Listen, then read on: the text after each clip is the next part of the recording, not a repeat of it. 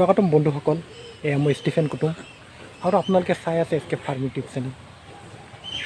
বন্ধুসকল, আপোনালোকৰ মৰম চেনেহ, সহায় সহানুভূতি, দিহা পৰামৰ্শ মোৰ মনোবল। গতিকে আশা কৰোঁ যিসকলে প্ৰথমবাৰৰ বাবে মোৰ চেনেলখন চাই আছে বা যিসকলে এতিয়ালৈ মোৰ চেনেলখন ছাবস্ক্ৰাইব কৰা নাই, তেওঁলোকে যেন মোৰ চেনেলখন ছাবস্ক্ৰাইব কৰি উৎসাহিত কৰিব আৰু আপোনালোকে আপোনালোকৰ কমেণ্ট বক্সত লিখি নিশ্চয় জনাব।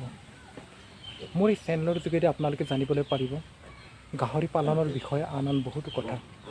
আজি আপোনালোকৰ বাবে লৈ আহিছোঁ গাহৰি পোৱালি নিৰ্বাচনৰ বিষয়ে কিছু কথা। গাহৰি পোৱালি নিৰ্বাচন এয়া অতি গুৰুত্বপূৰ্ণ বিষয়। যদি আপুনি সঠিক পোৱালি নিৰ্বাচন নকৰে তেন্তে আপুনি যথেষ্ট লোকচান বা যথেষ্ট সমস্যাৰ সন্মুখীন হ'ব লগা হ'বও পাৰে।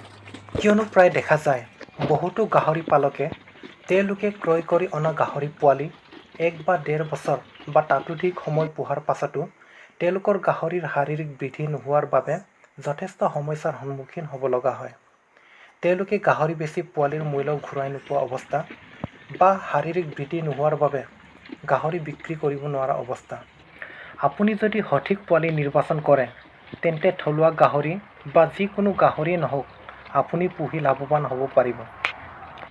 এইখিনিতে থলুৱা গাহৰিৰ কথা কওঁতে এটা কথা নক'লে নিশ্চয় ভুল হ'ব। বৰ্তমান থলুৱা গাহৰি যি সঁচ এয়া প্ৰায় লুপ্তপ্ৰায় অৱস্থা। বিভিন্ন সময়ত বিভিন্ন প্ৰজাতিৰ গাহৰিৰ আগমনে প্ৰজননৰ সূত্ৰে উৎপন্ন হৈছে আন প্ৰজাতিৰ গাহৰি। যিয়ে নহওক, আমি থলুৱা গাহৰিৰ নামত যিবোৰ গাহৰি পাওঁ সেইবোৰক কিদৰে উন্নত পদ্ধতিত পুহিব পাৰি বা সেইবোৰৰ পৰা আমি কিদৰে উন্নত সঁচ লাভ কৰিব পাৰোঁ সেয়া পৰৱৰ্তী ভিডিঅ'সমূহত আপোনালোকে নিশ্চয় জানিব পাৰিব। আজি আপোনালোকে জানিব পাৰিব গাহৰি পোৱালি নিৰ্বাচনৰ বিষয়ে। কিয়নো পোৱালি নিৰ্বাচনৰ বিষয়টো আপোনাৰ লাভ লোকচান বা সফলতাৰ ওপৰত যথেষ্ট নিৰ্ভৰ কৰে। যিসকল গাহৰি পালকে নতুনকৈ গাহৰি পোৱালি ক্ৰয় কৰিবলৈ বা নতুনকৈ গাহৰি ফাৰ্ম কৰিবলৈ ইচ্ছা কৰিছে তেওঁলোকে নিশ্চয় আজিৰ এই ভিডিঅ'ৰ যোগেদি উপকৃত হ'ব। বন্ধুসকল, গাহৰি দুটা পদ্ধতিত পালন কৰা হয়। এটা পদ্ধতি হৈছে কাচি গাহৰি, যি পদ্ধতি মাংস উৎপাদনৰ বাবে কৰা হয়। আনটো পদ্ধতি হৈছে গাই ও দমৰা সঁচৰ পদ্ধতি, যাক পোৱালি উৎপাদনৰ বাবে কৰা হয়। আপুনি যি পদ্ধতিতে নোপোহক আপোনাৰ গাহৰিৰ শাৰীৰিক বৃদ্ধি বা ওজন বৃদ্ধি হোৱাটো অতি প্ৰয়োজন। শাৰীৰিক বৃদ্ধি বা ওজন বৃদ্ধি হোৱা নোহোৱাটো আপোনাৰ লাভ লোকচানৰ ওপৰত যথেষ্ট নিৰ্ভৰ কৰে। আপুনি কাচি গাহৰিৰ পৰা যদি লাভ পাব বিচাৰে তেন্তে আপোনাৰ গাহৰি ওজন বৃদ্ধি হ'বই লাগিব। ঠিক তেনেকৈ গাই গাহৰিৰ বাবেও আপোনাৰ গাহৰিৰ নিয়মীয়া শাৰীৰিক বৃদ্ধি হোৱাটো অতি প্ৰয়োজন। নিয়মীয়া শাৰীৰিক বৃদ্ধি হ'লেহে আপোনাৰ গাহৰি সময়মতে প্ৰজননৰ উপযোগী হ'ব। সেয়ে আমি যেতিয়া গাহৰি পোৱালি ক্ৰয় কৰিবলৈ লওঁ তেতিয়া আমাৰ মনত এটা প্ৰশ্ন হয় বা আমি চিন্তা কৰোঁ যে কেনেধৰণৰ পোৱালি অতি সোনকালে ডাঙৰ হ'ব। আজি আপোনালোকক সঁচৰ বিষয়ে নকওঁ, পাছলৈ মোৰ আন ভিডিঅ'ত নিশ্চয় গাহৰিৰ বিভিন্ন সঁচৰ বিষয়ে জানিব পাৰিব। প্ৰায় দেখা যায় যিবোৰ গাহৰি দীঘল, পিঠি বহল বা নোম সেৰেঙা এনেধৰণৰ গাহৰি দ্ৰুতগতিত শাৰীৰিক বৃদ্ধি হয়। সেয়ে এনেধৰণৰ গাহৰি দ্ৰুতগতিত শাৰীৰিক বৃদ্ধি হোৱাটো যথেষ্ট সম্ভাৱনা থাকে। আপুনি এনেধৰণৰ গাহৰি পোৱালি কিনি নিশ্চয় সুফল লাভ কৰিব পাৰিব। বন্ধুসকল, আমি গাহৰি পোৱালি ক্ৰয় কৰোঁতে সাৱধান হোৱাটো অতি প্ৰয়োজন। কিয়নো দেখা গৈছে বহুতো গাহৰি পালকে বেমাৰী গাহৰি ক্ৰয় কৰাৰ বাবে তেওঁলোকে ক্ৰয় কৰা গাহৰিৰ লগতে তেওঁলোকৰ আগৰে পৰা মজুত থকা গাহৰিও হেৰুৱাব লগা হৈছে। সেয়ে নিৰাপদ স্থানৰ পৰাহে গাহৰি পোৱালি ক্ৰয় কৰিব লাগে। বন্ধুসকল, হাৰ্নিয়া গাহৰি এবিধ জন্মগত ৰোগ। এই জন্মগত ৰোগ যদিও কেতিয়াবা ইয়াৰ লক্ষণসমূহ জন্মৰ কেইবাদিনৰ পাছতহে দেখা যায়।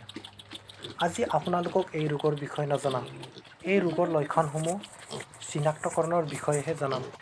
এনে ৰোগী গাহৰিৰ কিছুমান পেটৰ ফালে বা নাড়ীত ঘাৰ আকৃতিত ফুলি থকা দেখা যায় বা গাহৰিৰ লিংগটোৰ এটা ফাল বা দুয়োটা ফালে অস্বাভাৱিকভাৱে ডাঙৰ হয়। এনেধৰণৰ গাহৰি কাচি কৰাত যথেষ্ট সমস্যা হ'বও পাৰে বা কাচি কৰাত অধিক খৰচো হ'ব পাৰে। সেয়ে আপুনি গাহৰি পোৱালি কিনোতে ভালদৰে চাইহে কিনিব। কেতিয়াবা এনে ৰোগী গাহৰিৰ লিংগটোৰ স্বাভাৱিক যেন দেখা যায়। সেয়ে খোজ কাঢ়িবলৈ দি বা নেগুৰত ধৰি খোজ কাঢ়িবলৈ দি অথবা কাণ দুখনত ধৰি ওপৰমুৱাকৈ দাঙি লিংগটো চাই স্বাভাৱিক যেন দেখিলে তেনে গাহৰিহে কিনিব লাগে। তেনে গাহৰিহে কাচি কৰি পুহিবলৈ বা দমৰা সঁচৰ বাবে উপযোগী। বৰ্তমান গাহৰি পোৱালিৰ বজাৰ চাহিদা অধিক। সেয়ে গাহৰি পুহি পোৱালি উৎপাদন কৰি আপুনি যথেষ্ট লাভৱান হ'ব পাৰে। আপুনি যদি সঁচৰ বাবে পোৱালি ক্ৰয় কৰিবলৈ লৈছে তেন্তে কিছুমান কথাত মন দিয়াটো অতি আৱশ্যক। বন্ধুসকল, প্ৰজনন দুটা পদ্ধতিত কৰা হয়। এটা পদ্ধতি হ'ল ইনব্ৰিডিং অৰ্থাৎ একে বংশৰ মাজত প্ৰজনন। আনটো হৈছে আউটব্ৰিডিং যি আন বংশৰ মাজত কৰা প্ৰজনন। এই দুটা পদ্ধতিৰ ভিতৰত আউটব্ৰিডিঙে শ্ৰেষ্ঠ।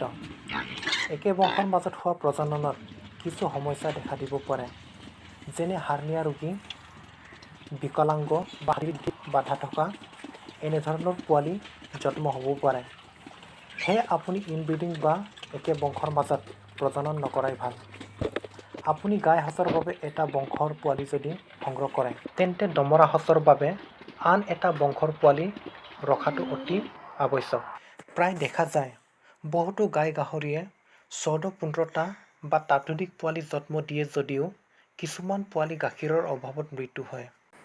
সেয়ে আপুনি অতি কমেও 7 যোৰ স্তন বা গাখীৰ থকা গাহৰি পোৱালিহে সঁচৰ বাবে নিৰ্বাচন কৰিব লাগে।